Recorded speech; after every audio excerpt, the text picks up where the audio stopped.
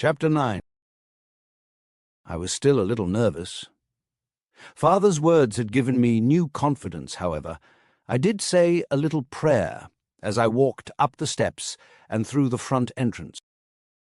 Father above, give me strength. I know I can get through anything with your help. You don't always make it easier, but I know you're with me. Guide me in my words and my actions. As I entered the building, I noticed few students in the hallways. I meant to find my first class, but a soft chime rang out. Nervous and uncertain, I instead entered through a door on the left, marked Main Office. Straight ahead, a short, brown-haired woman was sitting in a chair behind a desk, the only person in sight. I smiled. Good morning, ma'am. My name is Corban. Today is my first day, and I'm wondering if I could get some help finding my way to my first class. As I unfolded the paper Father had given me, I quickly scanned the words for the first time. Corban. Home room. Room 104. Literacy. Room 109. Life Science. Room 300. Algebra. Room 307. Homeroom. Room 104. After I handed the paper to her, she quickly glanced at it before giving me a reassuring smile. Ah, Corban, we've been expecting you. It's wonderful to have you with us. She stood up and stretched before rounding the counter and proceeding towards the doorway through which I had just entered. I can show you the way to your first classroom. It's just down the hall. She beckoned, so I followed her out into the hallway. It seemed to stretch forever, with doors to classrooms on both sides. Is this your first time at school, Corban? Yes, ma'am. Well, we hope you enjoy your learning experience here with us. Here on the right is your homeroom, room 104. Your homeroom teacher's name is Miss Lopez. If you have any further questions or need of assistance today, please feel free to ask. Have a lovely day, Corban. She waved in farewell as she walked back down the hallway, her shoes clicking smartly as she retreated. That left me to open the door on my own, hesitant to interrupt the muffled conversation taking place inside. I slowly reached out, more anxious than I had felt in all my life. My pounding heart felt likely to escape as I turned the knob. My stomach felt like I had eaten buzzing bees in my oatmeal instead of a little honey. Finally, I pulled open the door, walked a few steps inside to clear the doorway, and froze. Nearly 30 students silently regarded me from their two-person tables. All appeared to be about my age. A kind voice addressed me. Good morning, young man. And who might you be? I turned to see a teacher standing at the whiteboard in front of the classroom. She had light brown hair, wavy in the sunlight coming through the windows. She was about my height and wore a colorful flowing dress that only came down to barely covering her knees. I looked at her face and saw a warm, welcoming smile greeting me. I took a deep breath and cleared my throat in an attempt to avoid having my voice crack. My name is Corban, ma'am. This is my first day. Yes, it is. Corban, would you like to close the door behind you and join us? Her question was playful, yet respectful, her sweet smile dispelling most of my anxiety. Yes, ma'am. I turned and closed the door behind me. And you can call me Miss Lopez, Corban, okay? Ma'am makes me feel much older than I am. Yes, yes, Miss Lopez. Very good. Now, could you write your name on the board so we can see it as well as hear it? She extended a black marker to me. My first test already, I thought. Wow, that was fast. Relax, Corban. It's only your name. At this moment of hesitation, she explained. Some of us learn better seeing, while some learn better listening. But all of us will remember your name better the more it is repeated. And don't worry about learning our names for now. You would have 30 new names to learn, while we only have one. I nodded, then took the marker, undid the cap, and wrote my name out in average-sized letters, taking my time to make sure it was legible. Having finished, I replaced the cap and returned the marker to her hand. Thank you, Corban. Am I pronouncing it right? Corban, like that? Yes, Miss Lopez. Some people, when they see my name, think it's pronounced Corbin or Corban. I think I speak for the class when I say we will give it our best effort to pronounce it the correct way. Now, would you like to take a seat? We have an open spot right there in the second row next to Elizabeth.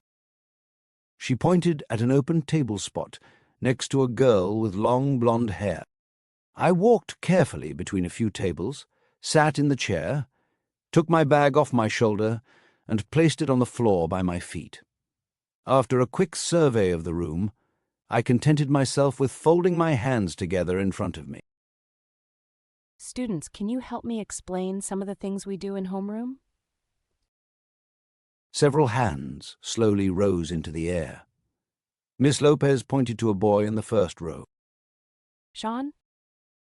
In homeroom, we get to know one another. We can help each other with homework. Sometimes. Let's allow some more students to contribute, shall we, Sean? Hands were raised again. Elizabeth was called next. Sometimes you give us short lessons, or we have discussions over other things that our other teachers don't cover. Yes, another good example of what happens in homeroom. Corban, if you have any questions about the school, lessons in your classes, or homework, our free time here would be a good opportunity to ask. We also meet again briefly before dismissal at noon. Now we had begun sharing about our weekends. More hands shot into the air than did earlier. Miss Lopez gestured to a girl in the back row. Estella. On Saturday, we went hiking up into the hills. We had a picnic at the top, and it was a great view of the sea. It was really fun until my little brother thought he was funny and rolled down a huge hill on purpose. He ended up spraining his ankle, so we had to help carry him down. He's fine now, though, just resting his foot for a few days. Thank you, Estella. We'll send good thoughts his way for a quick recovery. Javier. The boy sitting next to Sean answered, I had a sleepover at Sean's house. We stayed up late eating chips and watching scary movies. Interesting. Thanks for sharing. Claire? A girl in the far front corner of the room, who I noticed was wearing very fine clothing, answered, We went shopping all over Central Square. I bought... My mind wandered. I looked around, taking in my surroundings. The left side of the classroom held 5 tall windows looking outside, the view currently unobstructed by the long pull-down shades at the top. Outside, I could see a small patch of wooded area next to the school. Spent some time out on the water. Father just bought a new boat. The new voice speaking brought my attention back to class. I turned around to see a fair-haired boy sharing. Much bigger than our old one. It even had a slide on one end to slide down into the water. Miss Lopez looked up at the clock, then back to us. Thank you all for sharing. We only have a few minutes left before the bell rings for your next period. She turned to the board and wrote a word for everyone to see. Respect. Would anyone like to share with us what the word respect means to them? She turned to us, scanning each of our faces and waiting for a response to her question. When I saw no one else was interested in responding, I slowly raised my hand. When she saw it, her eyes widened a little. Yes, Corban. Again I cleared my throat. Respect is doing to others as we would have them do to us, even if they don't actually do it. Yes, as I'm sure most of us know, what you shared is almost identical to the golden rule. Treat others the way you want to be treated. And I like what you added on too. Even if they don't treat you that way, you should still do it. What would happen if each of us just kept reacting with disrespectful manners because that's how we've been treated? She scanned the classroom, looking at each of us in turn. After I realized this wasn't a rhetorical question, I raised my hand, unsure if I needed to, but erring on the side of caution. Yes, Corban? It would just keep happening like that. We would keep being mean to one another, justifying our actions by everyone else's poor reactions. It would be like a never-ending circle, and the longer it kept going, the more difficult it would be to stop. She clapped her hands together in excitement. That's exactly right. One of the most difficult things in life is to show kindness and respect to those who don't respect you. And because it is so difficult, it is also one of the most powerful and influential acts one could do. We don't see it very often, but I think this world would be a better place if we did. The soft chimes sounded again. The other students all began standing from their seats and gathering their belongings. Well, students, let's go throughout our day looking for opportunities to respond with kindness and respect. I'll see you back here later. Before I could leave, Miss Lopez approached me. Corban, the bells chime to signal both the beginning and the end of each period. There is a short break of 5 minutes between each period. Do you know where your next class is? I took the paper with my schedule out of my pocket, unfolded it, and read aloud. Literacy, room 109. Does that mean that room 109 is on this floor? That's correct. 100's on the ground floor, 200's on the second, 300's on the third.